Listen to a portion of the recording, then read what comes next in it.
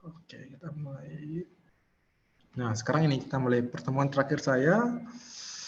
Oke, sebelum kita mulai ini bisa kalian lihat di layar monitor, ini ada angka kejadian dari penyebab kematian di Amerika dulu ya, yang negara paling besar, yaitu 120.000 kematian itu tiap tahunnya, itu biasanya dari medical error atau kesalahan pengobatan. Nah, ini yang paling tinggi ya. Kalau lihat layar monitor, 120.000 orang meninggal. Itu tiap tahunnya.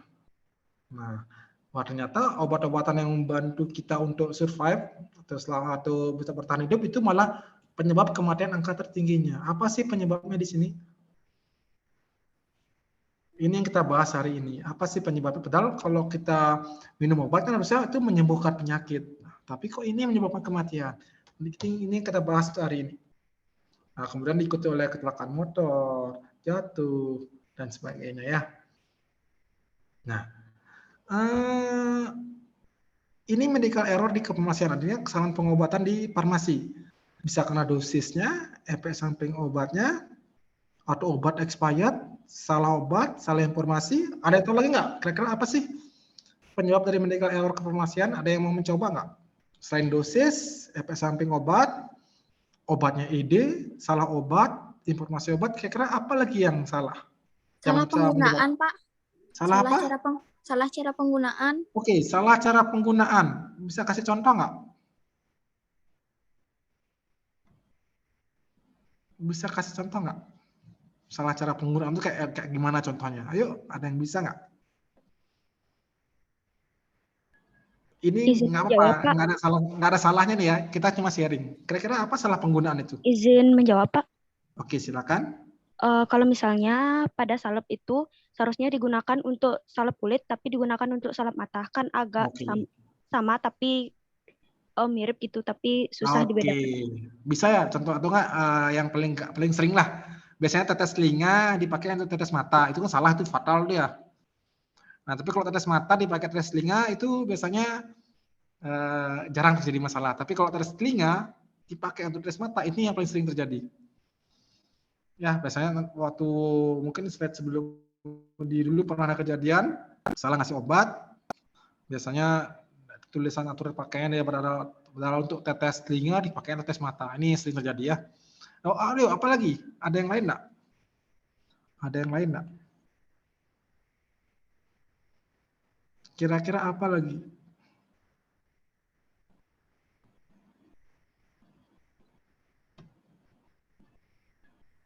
Pemberian obat lasa, Pak. Oke, salah obat ya, sama itu. Yang mirip-mirip. Ada dari sini, obat salah obat. Ayo, selain itu apa lagi yang kira-kira penyebab medical error kefarmasiannya? Penulisan resep yang tidak jelas, Pak. Oh, udah jelas. Oke, bisa. Atau yang paling sering saya tambahkan ya, tadi udah hampir benar semuanya, tapi yang saya tambahkan aja lagi satu ini biasanya pengetahuan pasien untuk menangkap informasi yang diterima. Itu kadang-kadang sering salah. Jadi ketika kalian menjelaskan obat ke pasien, kadang ada pasien yang ketika dijelaskan dia paham, tapi ketika dia pakai itu biasanya ada miss di sana. Nah, ini paling kita susah deteksi biasanya. Jadi kita akan jelaskan panjang lebar, oh ngerti Pak, obat Ibu cara pakai obatnya, dosis, oh sudah ngerti. Nah, tapi ketika dia minum, ini yang sering jadi human error di pengguna obat. Ini yang susah kita kontrol biasanya. Karena ketika obatnya masih di apotek, klinik, rumah sakit, itu bisa kontrol, tapi ketika di rumah, ini yang kita agak susah mengawasinya. Apakah dia minum obat secara tepat atau belum, itu yang susah. Oke, itu dari sisi, kalau yang dosis, ESO itu kan dari sisi dari petugas kesehatannya. Tapi kita lihat juga dari sisi pasiennya, nah ketika di rumah, apakah ingat nggak cara pemakaiannya dia? Ini yang kadang kita susah mengontrol, mengevaluasinya di sini yang susah. Oke, saya paham ya, medical error kefarmasian. Ada banyak yang penyebabnya, tapi yang sebagian besar adalah ini dosis, efek samping, obat ED, ya rata di obat. Tapi nggak menyalahkan juga, karena di pasien juga ketika dia minum di rumah, dia lupa cara pakainya. Nah, ini hati-hati, sering terjadi salah di sini ya. Oke, ada pertanyaan enggak? Sebelum saya lanjut? Tidak ada, Pak. Oke, saya lanjut ya. Oke, sekarang sudah berubah ya. Jadi sebenarnya dulu mungkin waktu beberapa mata kuliah lain sudah menjelaskan dulu, dan kita ini adalah product oriented ya. Jadi fokus kita pada pembuatan obat, sekarang udah ke pasien oriented. Nah, di sini kita lebih care ke pasiennya. Apalagi sekarang udah banyak teknologi yang membantu bagaimana kita mengawasi penggunaan obat misalnya. Apalagi sekarang sudah sering ada penjualan obat online. Nah, jadi kita bisa chat pasien ini. Biasanya lewat chat, lewat WhatsApp ataupun lewat telepon. Biasanya kalau yang sering lebih care di secara online atau nggak lebih ke pasien secara online itu biasanya pasien-pasien yang minum obat terus menerus harus rutin dia. Contohnya kayak misalnya obat TBC, obat HIV, itu biasanya sekarang kalau misalnya di puskesmas biasanya rata-rata petugas yang memberikan informasi obat itu pasti sering monitoring dia. Artinya tiap bulan atau tiap minggu dicek, Ibu obat yang TBC kan wajib minum setiap hari nih sampai pengobatan selama 6 bulan. Nah, itu sering dicek biasanya tiap minggu sama petugas kesehatannya. Obatnya sudah habis belum? Atau kunjungan-kunjungan rumah biasanya lebih terkenal namanya home pharmacy care. Jadi biasanya petugas farmasi itu mampir dia ke rumah-rumah pasien yang punya penyakit riwayat yang harus minum obat setiap hari kayak hipertensi. Jadi kita yang bawakan obat ke sana agar pasiennya mau minum obat. Jadi nggak ada alasan lagi pasiennya malas saya berobat Bu karena jauh jaraknya. Sekarang ada home pharmacy care itu biasanya kita yang jemput bola ke pasiennya. Itu yang banyak terjadi sekarang. Secara online kah, pakai teknologi atau home pharmacy care. Nah, itu yang lagi ngetrend sekarang. Tapi kalau yang secara garis besar pasien oriented ini rata-rata ketika di apotek itu biasanya kita jelaskan ya pakai 5W1T kah atau penjelasan mengenai non farmakologisnya. Jadi ada aware ke pasiennya agar pasiennya itu tahu bahwa obat yang diminum itu ini loh cara pakainya, ini loh dosisnya. Tujuannya satu untuk mengurangi kesalahan pengobatan. Nah, tapi namanya kesalahan pengobatan itu nggak mungkin bisa absolutely 100% bisa dihilangkan. Pasti ada tetap mungkin terjadi kesalahan. Nama juga manusia pasti ada human error-nya. Oke, ada pertanyaan mengenai paradigma farmasi ya? Ada pertanyaan? Dari saya belum, Pak. Oke, saya lanjut ya. Nah, di sini ada dasar hukum untuk mencegah malpraktek. Jadi kalau waktu belajar undang-undang tentang kesehatan mungkin sudah jelaskan ya. Ada di pasal 66 ayat 1 nih, bahwa setiap tenaga kesehatan dalam menjalankan praktek itu wajib memenuhi namanya standar profesi. Kemudian standar pelayanan profesi ataupun standar prosedur operasional namanya SOP biasanya. Nah, biasanya kalau contoh standar profesi itu biasanya jam praktek biasanya. Oh, profesi menetapkan pelayanan prakteknya misalnya 40 jam seminggu. Nah, kemudian standar pelayanan profesi ini biasanya ketika dia ada pasien, apa sih yang harus dijelaskan? Misalnya 5W1T. Kemudian SOP nih. SOP ini ketika ada pasien datang, biasanya setiap tempat pasti berbeda deh. Terus, tapi kalau standar profesi sama standar pelayanan profesi itu biasanya satu pintu dari profesinya biasanya. Nah, itu bedanya. Yang bisa berubah-berubah nanti setiap tempat praktek itu biasanya SOP. Itu yang ada berbeda. Tapi kalau nama standar profesi, pelayanan profesi itu pasti satu dari profesi. Sudah baku dia. Nah, itu sudah diatur dalam Undang-Undang Nomor 36. Jadi untuk mencegah malpraktek. Jadi ketika kalian sudah melaksanakan kewajiban ini biasanya kalian sudah ada proteksinya biasanya. Ada kesalahan, tapi sudah sesuai dengan prosedur, kalian biasanya punya dasar kuat untuk melindungi diri. Oke, ada pertanyaan lagi? Atau contoh, siapa tahu contoh simpel standar profesi dari yang saya jelaskan tadi. Contohnya apa? Selain yang saya jelaskan tadi. Yang paling simpel. Ayo, ada yang mau coba nggak? Contoh yang paling simpel.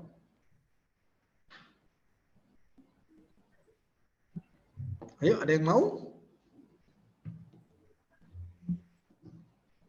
Ada yang mau?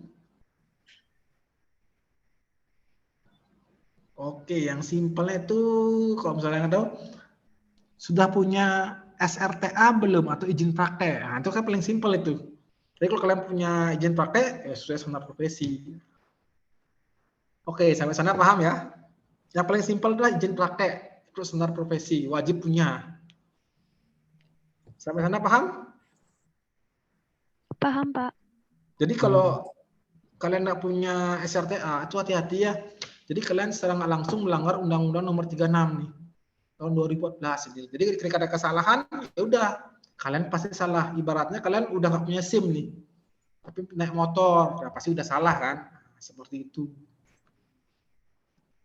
Nah, ada lagi namanya juga berdasarkan Undang-Undang Nomor 23 tahun 92. Jadi pekerjaan kefarmasian tidak hanya pembuatan dan pengendalian mutu sediaan farmasi, tapi juga pelayanan obat atas resep dokter, pelayanan piut, serta pengembangan obat, tetapi juga pengamanan pengadaan. Jadi misalnya ketika obat datang, itu diapakan biasanya. Maksudnya diapakan itu biasanya ketika diantar, itu sudah ada prosedur nggak seperti itu. Kemudian penyimpanan, ini sesuai dengan suku penyimpanan nggak? Kalau pengelolaan itu biasanya kayak first in first out, atau yang duluan ED itu yang duluan keluar. Sedangkan distribusi obat itu biasanya ke distribusi dropping nih, biasanya kalau misalnya gudang farmasi ke puskesmas yang lain ya, itu distribusi obat. Jadi sekarang ini bukan hanya ini, tapi juga adalah ini. Jadi takutnya ketika obat rusak akan berpengaruh di kesembuhan pasien. Nah, ini yang sekarang lagi di ngetren nih. Jadi semua nanti tugas kalian di farmasi ini biasanya banyak kayak kalian. Jadi kenapa? Jadi biasa kalau di farmasi itu nanti biasanya kalau kalian praktek, kalau ada yang tugasnya di gudang, dia kan pelayanan nih. Ini lebih ke ini dia pengembangan. Tapi ini juga pengamanan pengadaan, penyimpanan sampai distribusi obat kalau di gudang. Tapi kalau pelayanan ini dia. Nah, seperti itu ya dasar hukumnya. Jadi ada dua, nomor 36 tahun 2014 dan juga nomor 23 tahun 92 di farmasis ya. Oke.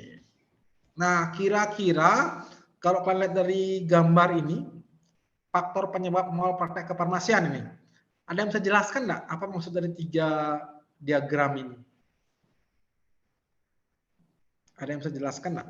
Nah, ayo, ada yang mau nggak? Ada yang bisa nggak? Ada yang mau sukarela atau mau saya tunjuk?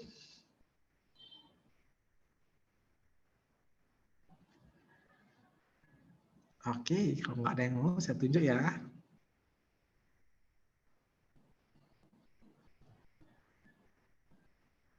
Oke, coba Ikomang Yuda Asmara 047, coba.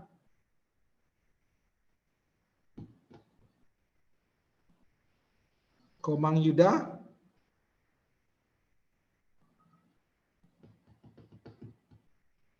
Halo Komang Yuda. Wah, orangnya nggak ada nih. Oke, coba yang lain ya. Nikadek Wirawati.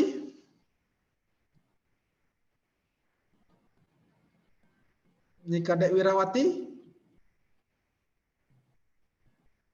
Nah, nggak ada juga nih. Coba Florensa Reni. Halo, ada orangnya? Hadir, Pak. Oke, silakan Florensa Reni. Kira-kira dari slide ini apa yang bisa ditangkap? Atau nggak berikan pendapat kalian, pendapat Anda mengenai faktor penyebab malpraktek kefarmasian. Ayo dari slide ini. Apa yang bisa ditangkap atau diberikan?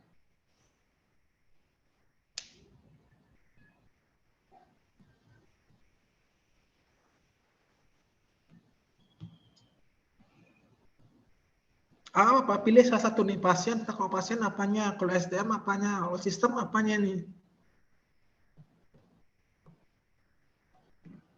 Ayo. Halo Florensa, masih di sana?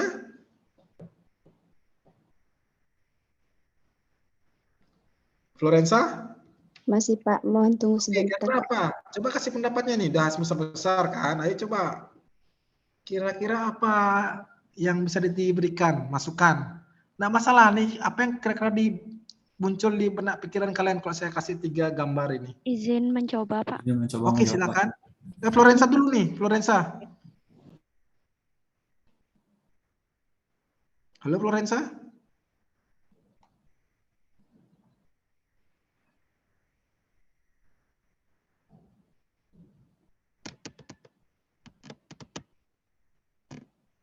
Halo. Halo Bapak. Iya. Coba dulu nggak apa-apa. Saya ini nggak ada salah benar ya. Kita cuma sharing pendapat aja. Kalau nanti ada kurang kita tambahkan. Ayo coba nggak apa-apa.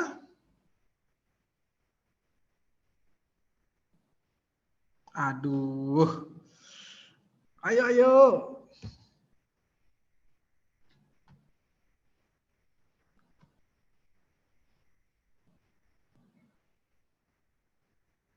Ayo Florensa nih, waktu kita terbatas nih.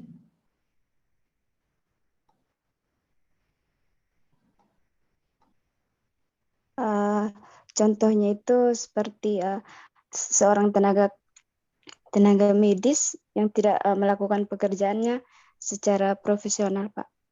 Oke, kan simpel nih. Cuma ngasih pendapat. Ya bisa kayak gitu ya. Dari SDM-nya kan. Jangan takut ya, nggak apa-apa. Kita di sini cuma sharing aja. Nggak ada yang salah benarnya.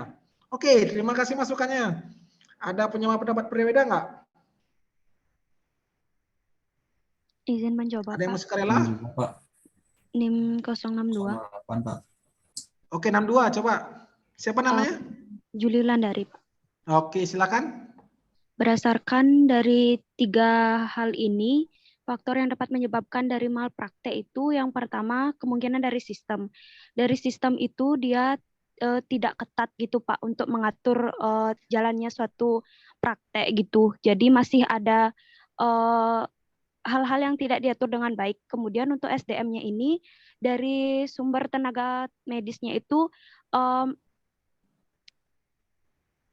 dia itu kayak tidak mengikuti aturan, lebih tidak memahami standar-standar yang ada.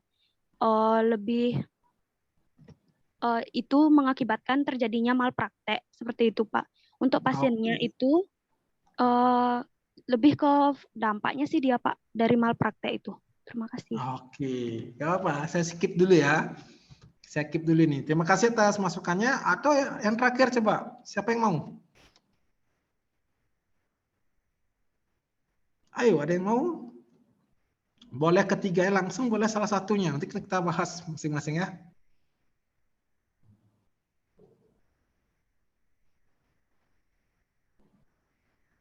Ayo, siapa yang mau?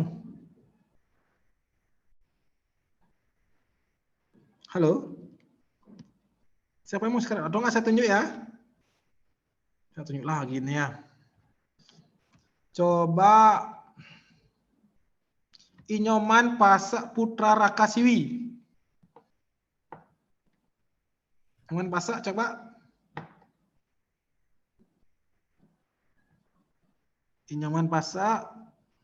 Ini hadir Pak, tunggu Pak. Oke, silakan. Coba berikan pendapatnya saja. Nggak usah takut ya, nggak usah malu-malu. Hanya pendapat saja.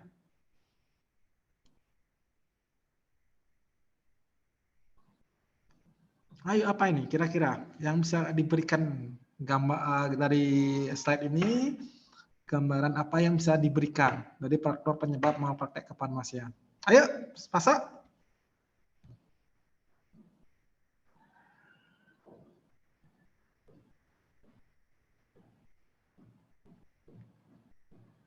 Ayo Pasak.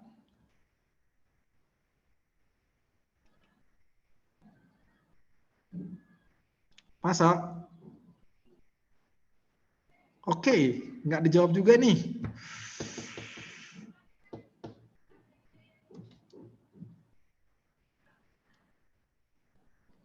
Oke, ayo siapa yang mau nih? Ini di akhir kuliah saya kasih tugas aja lah, nanti dah nih. Kurang ada yang bisa nih. Ayo ada yang mau nggak? Yang sukarela lah, sukarela. Kita terbatas waktu ini. Mencoba menjawab, Pak. Oke, silakan. NIM saya 0628, bisa lihat gambarnya.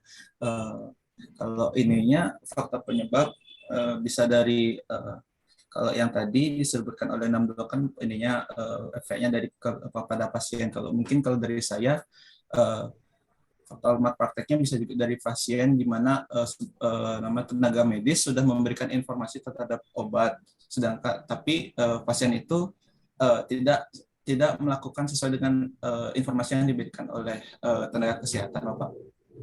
Oke, nggak apa-apa. Ada yang penting kalian sudah berani memberikan pendapat aja. Itu benar juga ya, semua benar, itu nggak ada yang salah. Jadi sebenarnya saya ingin tahu masukan dari kalian ini. Nah apa? Ingat kalau sama saya nanya itu nggak ada yang berarti kita sharing di sini. Nanti benar salah kita bahas bersama ya. Oke, saya bahas sekarang. Terima kasih ya tadi atas masukannya. Pasien SDM sistem. Nah, saya kasih gambaran di lapangannya. Tapi kalau di slide sudah saya jelaskan di sini, nanti mungkin bisa kita bahas satu persatu ya.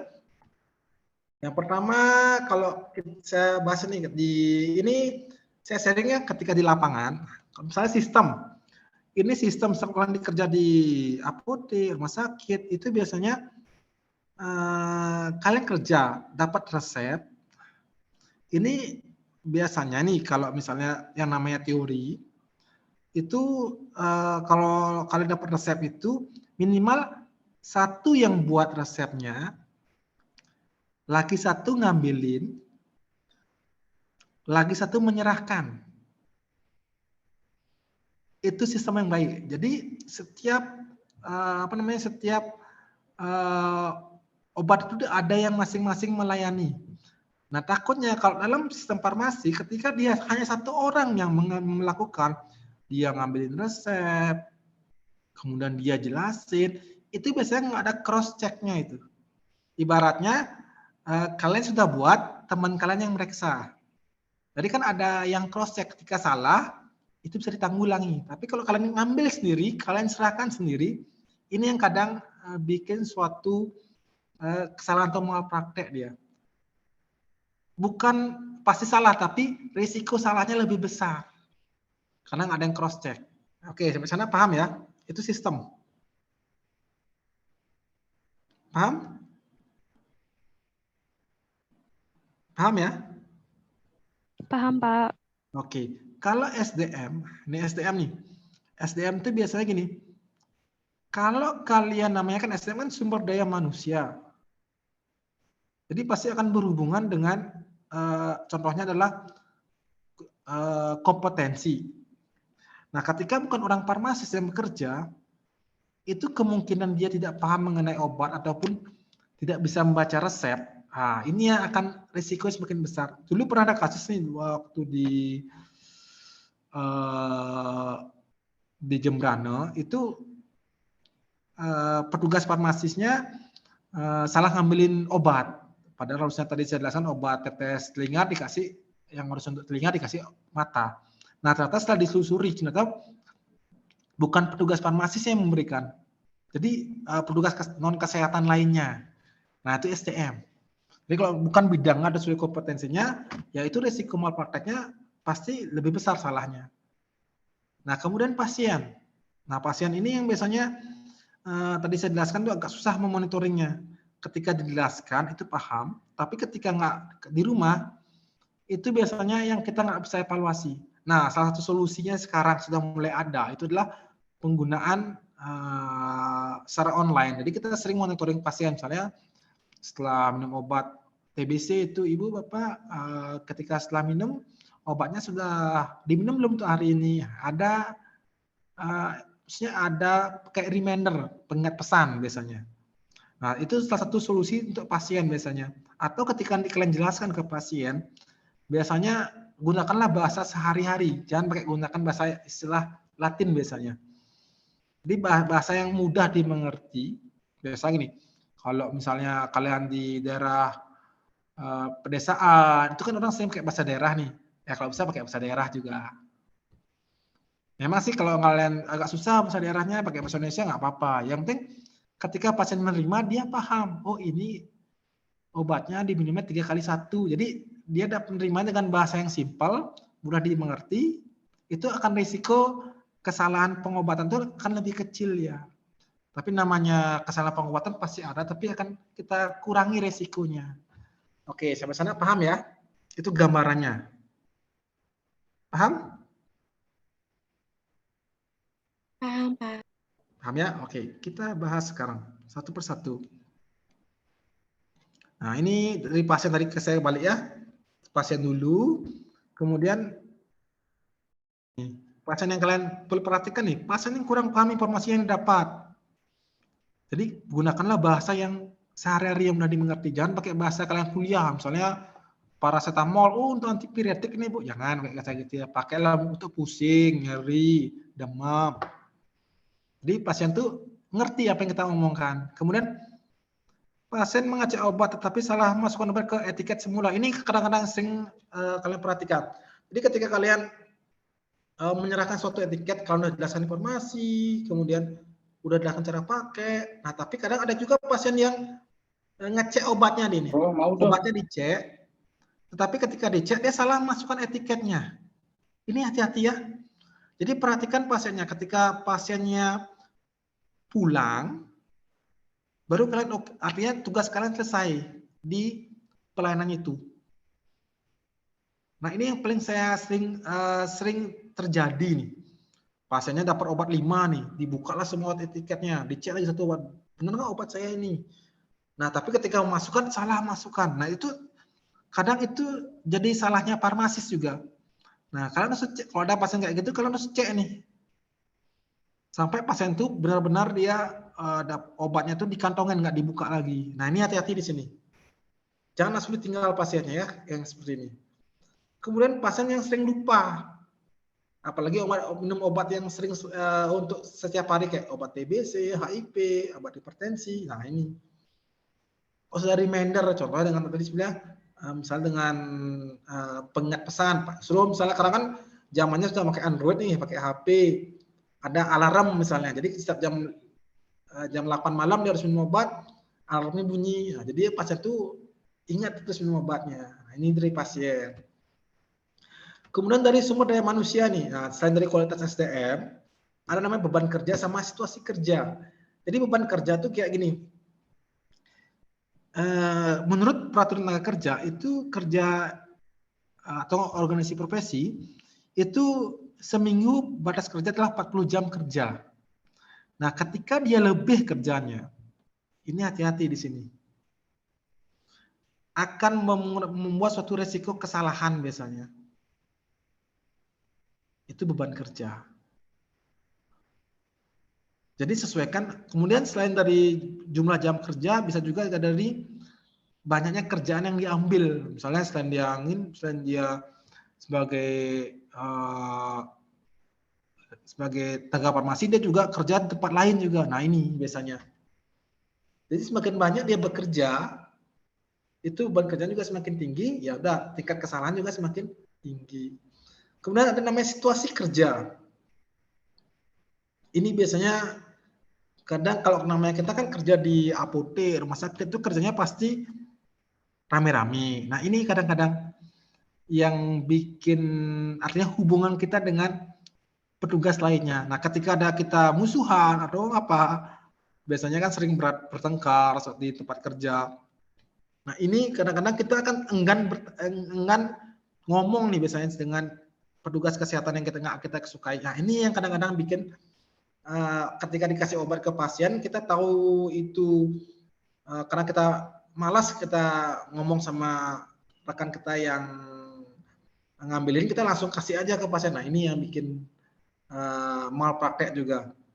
Karena situasi kerja nggak bagus, kita banyak musuh di sana. Nah, ini biasanya kita jadinya kerja tim itu nggak kompak dia. Nah, itu untuk sumber daya manusia. Kemudian sistem nih, SOP, monitoring, evaluasi. Nih, evaluasi itu tadi ya, ada yang ngambilin, ada yang bikin etiket, ada yang nyerahin. Nah, SOP ini penting nih. Jadi ketika kalian kerja di apotek, minimal kalian namanya punya SOP, standar operasional prosedur ya. Jadi ketika kalian nggak punya SOP, ada kesalahan, kalian salah. Tapi kalau kalian punya SOP, ada kesalahan, dan syarat yang lainnya kalian lengkap, itu kalian biasanya ada perlindungan hukum. Nah, kalau monitoring ini biasanya nanti tiap tahun dievaluasi nih. atau tiap bulan. Nanti bedanya monitoring sama evaluasi itu gini.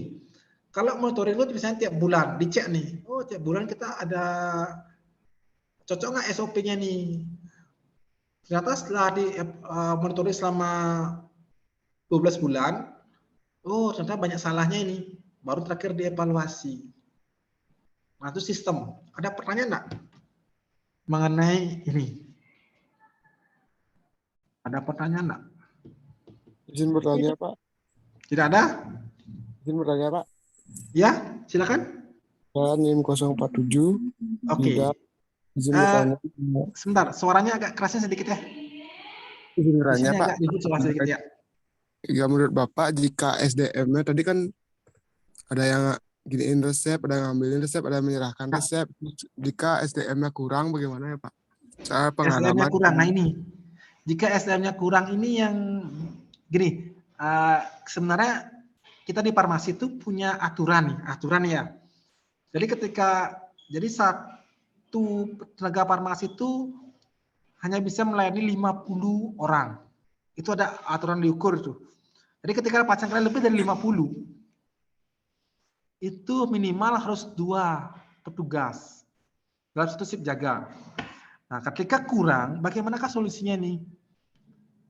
Saya kembalikan lagi nih biasanya ke pemilik atau enggak pimpinan dari instansi kalian nih. Ingin bekerjanya secara, maksudnya gini, yang namanya pimpinan instansi pasti pinginnya, mohon maaf nih, untung besar,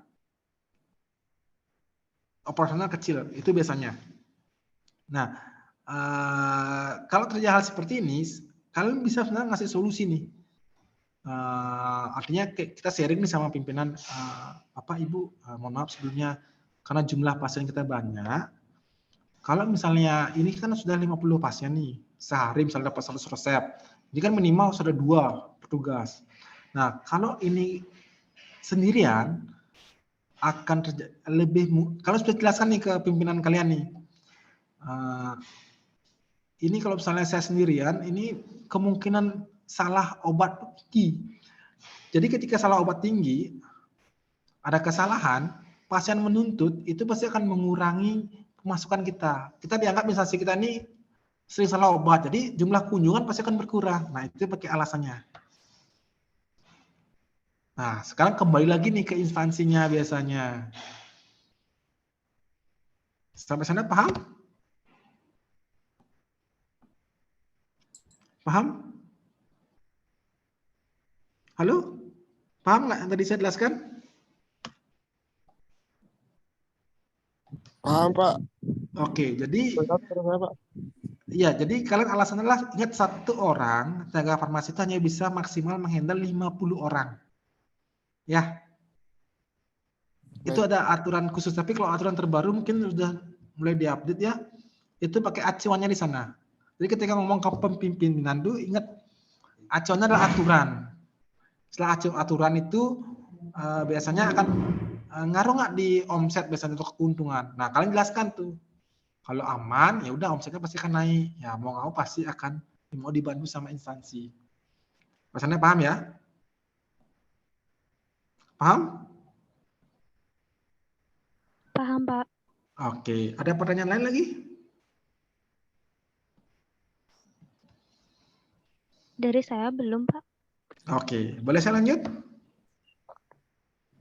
Boleh, Pak. Oke, saya lanjut ya. Nah, ini yang harus kalian perhatikan. Penyebab masalah. 1, pelaksanaan yang bisa diukur dengan baik. Maksudnya diukur itu bisa dihitung ya. Jadi misalnya, pasiennya banyak, ada 50 orang. Jadi 50 orang tuh bisa diambil sama 1 petugas kefarmasian. Jadi kalau 2, berarti harus lebih dari 50. Nah, kemudian dimonitoring dengan baik-baik. Jadi ada reviewnya tiap bulan biasanya. Ketika tiap bulan kita misalnya ada rapat dengan teman-teman nih, kira-kira apa sih keluhannya, itu. Kemudian ada dikendalikan. Jadi ketika nanti ada permasalahan, ada solusinya nih. Kemudian dipelihara untuk menjamin dia terlaksananya itu. apa sih yang harus kita lakukan? Berarti kan harus ada SOP-nya nih. Kalau disempurnakan tuh kayak gini. Jadi tiap tahun ini tadi kan di monitoring tiap bulan. Kalau disempurnakan dievaluasi itu bisa tiap tahun. Kira-kira di mana sih susahnya dilakukan? Nah, kalau dokumentasi itu kayak gini. Apa yang kalian buat kalian catat biasanya. Sama kalau kalian di laboratorium nih. Apa yang kalian lakukan itu yang kalian catat. Nah, seperti itu. Jadi kalau misalnya ini nggak dilakukan, tidak dilakukan berarti ini akan ada masalah biasanya di sini. Kemungkinan malpraktek tinggi. Sampai sana paham? Paham, Pak. Paham ya? Oke, boleh saya lanjut? Bisa, Pak. Oke. Nah, faktor lain. Nah, ini yang biasanya. Di sini faktor lainnya gini. Selama tadi kan saya jelaskan mengenai alur infansi. Kalau kalian masih ingat apa itu IPE, Interpersonal Education, itu kan artinya kalian ada kerjasama dengan petugas kesehatan lainnya. Ada namanya IPC, IPE. Nah, ini yang kadang-kadang menyebabkan kesalahan malpraktek. Misalnya gini, kalian sama dokter, kalian dokternya mungkin karena tulisannya nggak jelas, kalian nggak bisa nih baca nih, kalian malas ngubungin dokternya. Nah, kalian menebak-nebak nih biasanya, ini kayaknya ini obatnya, nggak mau ngubungin dokternya. Nah, kesalahan malpraktek tinggi kan, karena kalian nebak-nebak nih, ternyata bukan itu yang diresepkan oleh dokternya. Nah, itu faktor lain kayak IPE nih, dia kerjasama dengan petugas kesehatan lainnya. Kemudian organisasi profesi ini, artinya nih antar profesi yang sejawat biasanya. Tadinya misalnya kalau kalian disuruh sama profesi ini, kalian kerja harus standby ya. Jadi seminggu 40 jam kerja, ada aturannya, jangan dilawan tentang lagi. Jadi kalau takutnya kalau kalian nggak 40 jam kerja, diambil bukan oleh profesi kalian, nah kesalahan tinggi jadinya. Kalau pemerintah ini biasanya lebih ke membuat suatu aturan.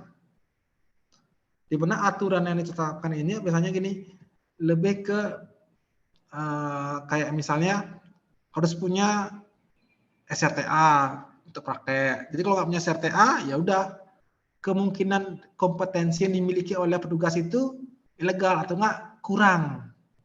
Itu kalau pemerintah, jadi lebih ke SRTA-nya. Oke, sampai sana paham nggak? Paham?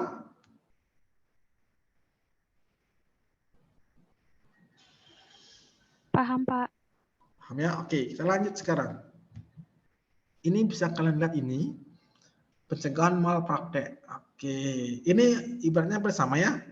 Intinya satu ya, komunikasi dan konsultasi ya. Jadi ada komunikasi sama pimpinan. Tadi kan dijelaskan temannya nih, kalau misalnya petugas atau enggak petugas farmasi kurang nih, harusnya komunikasi nih. Kalau kalian ada sesuatu yang merasa kurang atau enggak di luar bisa menyebabkan suatu kesalahan, ini sudah komunikasi nih sama stakeholder. Stakeholder itu salah satu adalah yang berkepentingan, contohnya pemilik instansi kesehatannya. Omongnya aja, Bapak Ibu, ini kan karena sudah ramai pasiennya, dengan jumlah kunjungan sekian, saya perlu tambahan tenaga lagi. Seperti itu ya. Kemudian ini ada monitoring, audit, tinjauan, dukungan internal. Tadi sudah ya, saya jelaskan. Jadi yang pertama pencegahan malpraktek ini yang menekan risiko identifikasi. Jadi kalau misalnya menetapkan lingkungan manajemen risiko. Jadi misalnya nih resep. Kemudian resepnya diidentifikasi nih. Dianalisis resepnya. Artinya kalau analisis resep itu obat apa aja nih. Evaluasi. Ternyata di resep ini tulisan dokternya banyak yang nggak kebaca ini. Nah, evaluasinya bagaimana? Nah, evaluasinya itu biasanya nanti akan ada ini mohon untuk artinya komunikasi dengan dokter penulis resepnya untuk memperjelas tulisannya. Nah, tindakan di sini itu adalah jadi hasil dari evaluasi ini kalian cantumkan nih dalam sebuah laporan atau SOP yang nanti dibuat. Nah, seperti itu. Jadi saya ulang lagi sekali. Nah, ketika ada resep masuk, Resepnya diidentifikasi, kemudian diperiksa kelengkapan resepnya. Di sini kalau ada kurang atau apanya, dievaluasi resepnya. Setelah dievaluasi resepnya, dibuatlah suatu SOP. Misalnya, ada resepnya nggak bisa kebaca. Apa yang dilakukan di SOP-nya? Telepon dokter. Nah, seperti itu. Misalnya paham ya? Ini contohnya di farmasi. Paham? Paham, Pak. Oke, saya punya kasus. Seorang warga tewas diduga akibat malpraktek saat dirawat di rumah sakit. Korban diberi cairan infus yang sudah kadaluarsa saat menjalani perawatan dan akhirnya tewas. Kira-kira atau nggak coba berikan manajemen untuk mengurangi tindakan manajemen risiko malpraktek. Apa yang kira-kira kalian lihat dari ini agar bisa mengurangi kejadian seperti ini terulang kembali? Apa yang bisa kalian perbuat? Kira-kira apa yang bisa kalian usulkan lah, ibaratnya diusulkan agar nanti nggak ada lagi warga tewas. Apa yang kalian bisa usulkan? Izin menjawab, Pak. Silakan. Saya Yuda. Kalau menurut saya, adakan setiap 6 bulan sekali itu pisahkan barang ED yang akan ED dan yang akan ED 6 bulan 6 bulan ke depan gitu, Pak. Dipisahkan barang. Oke, dipisahkan. Oke, saya simpan ya. Terima kasih Yuda. Ada yang lain nggak? Izin menjawab, Pak. Oke, silakan. Selalu cek dari ED obat tersebut sebelum digunakan, Pak. Sebaiknya untuk Oke, terima kasih. Siapa namanya? Juli Wulandari, Pak. Juli Wulandari. Oke, terima kasih Juli. Jadi semua sudah benar ya, sudah bisa memberikan praktek. Jadi simpelnya gini, kalian bikin SOP nih. Jadi ketika ada barang yang mau ED 3 bulan sampai 6 bulan itu dipisah nih. Dipisah dari barang yang belum ED. Ditaruh di tempat lain, boleh. Jadi kalian tahu nih ketika kalian ambil, oh nih barangnya mau ED, kita pakai ini aja dulu dah. Atau kemudian SOP yang lain lah ketika pelayanan, cek lagi sekali obat yang diberikan. Apakah sudah ED atau belum? Nah, karena namanya manusia kan bisa human error nih. Harusnya ditaruh dipisahkan, kadang lupa dia masih tercampur. Nah, seperti itu. Jadi ada SOP-nya. Nah, kemudian ada kasus lain lagi. Seseorang membeli obat Viagra menggunakan resep dari apotek. Kemudian terjadi permasalahan, pasien mengalami keracunan. Nah, kira-kira identifikasi permasalahan penyebab hal tersebut. Kalau berdasarkan distribusi obat yang didapat, kalian punya data seperti ini. Kalian jadi misalnya ahli forensik nih. Oh, ini pasiennya kok ada keracunan Viagra. Coba kalian cek, kalian pengen lihat nih, obatnya udah benar, dosis benar, semua benar. Kalian pengen cek nih, coba nih distribusi obat yang dapat dari PBF-nya kayak gini. Nah, kira-kira apa yang bisa kalian perhatikan kayak gini? Kalau misalnya ada kasus seperti ini, kalian dapat curigai di distribusi obat yang dapat. Nah, kira-kira apa yang kalian lihat dari ini?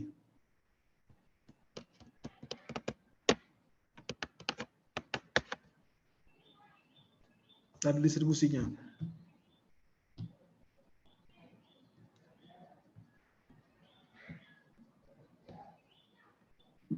Tanggal ED-nya, Pak. Tanggal ED-nya boleh. Nah, ada ya. Selain itu? Dosis obatnya, Pak. Oh, bukan, ini faktur gini nih. Ini faktur pembelian obat dari distributor ke apotek. Pasti dosis obatnya ada kan? Tadi tanggal ED benar. Apa lagi? Nomor batch-nya, Pak. Nomor biar batch, bisa membedakan palsu sama enggaknya. Jadi ingat ya, nanti kalau misalnya ini tadi udah benar semua. Jadi ketika kalau dapat distribusi obat, kalian bikin SOP nih, cek kadaluarsanya dulu. Misalnya gini, kalau setahun kadaluarsa, kurang dari setahun misalnya kadaluarsanya, tolak obatnya boleh. Kembalikan ke distributornya. Saya minta yang idenya 3 tahun atau 5 tahun. Jadi kalau yang baru lagi 6 bulan, jangan terima. Itu bisa bikin SOP-nya. Atau kalian cek nih, nomor batch harus ada nih. Jadi ketika nggak ada nomor batch, tolak lagi dari distributornya. Wajib ada nomor batch. Jadi ketika nanti sesuai aturan ke distribusi obat. Itu nomor batch sama nomor ED itu wajib ada. Jadi ketika dua hal itu nggak ada, tolak. Jadi bikin SOP kalian untuk distribusi obat. Jadi intinya sekarang di mall prakteknya adalah gimana caranya kalian bikin SOP agar kalian bekerja itu aman. Sampai sana paham ya? Paham? Paham, Pak.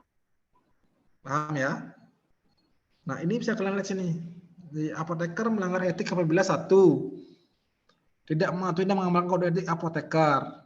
Artinya nih, tidak mengamalkan kode etik sama apoteker nih, simpel gini, nggak punya SRTA, nggak punya, itu biasanya melanggar kode etik. Kemudian mentaati sumpah atau janji apoteker. Jadinya lebih ke unsur kemanusiaan. Kemudian tidak menjaga martabat dan tradisi luhur jabatan apoteker. Jadi lebih ke ibaratnya hanya mencari keuntungan semata, tapi tidak mempedulikan unsur kemanusiaannya. Tidak mengikuti perkembangan iptek dan perundang-undang. Misalnya gini, kalau dulu misalnya gini, obat-obat yang perkusor bisa di SP biasa, tapi sekarang harus berubah ya. Obat perkusor harus di SP perkusor. Apalagi nih melakukan pelanggaran hukum ya, misalnya jual narkotika, psikotropika tanpa resep dokter. Oke, ada pertanyaan nggak? Ada pertanyaan? Dari saya belum, Pak. Belum ada. Oke. Kalau belum ada, saya ada tugas ya. Review perkuliahan lagi ya. Karena tadi saya lihat, lihat banyak yang artinya cuma nama doang, nggak ada jawabannya. Saya pengen kalian nge-review dari hasil perkuliahan ini. Diulang kembali, tulis.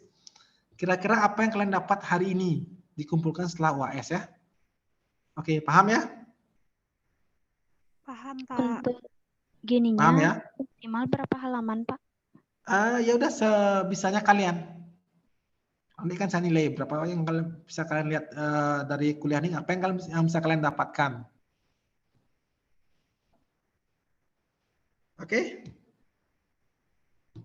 Saya bebaskan berapa halaman terserah kalian. Tapi ini kan saya baca nih inti-inti apa sih yang kalian dapat.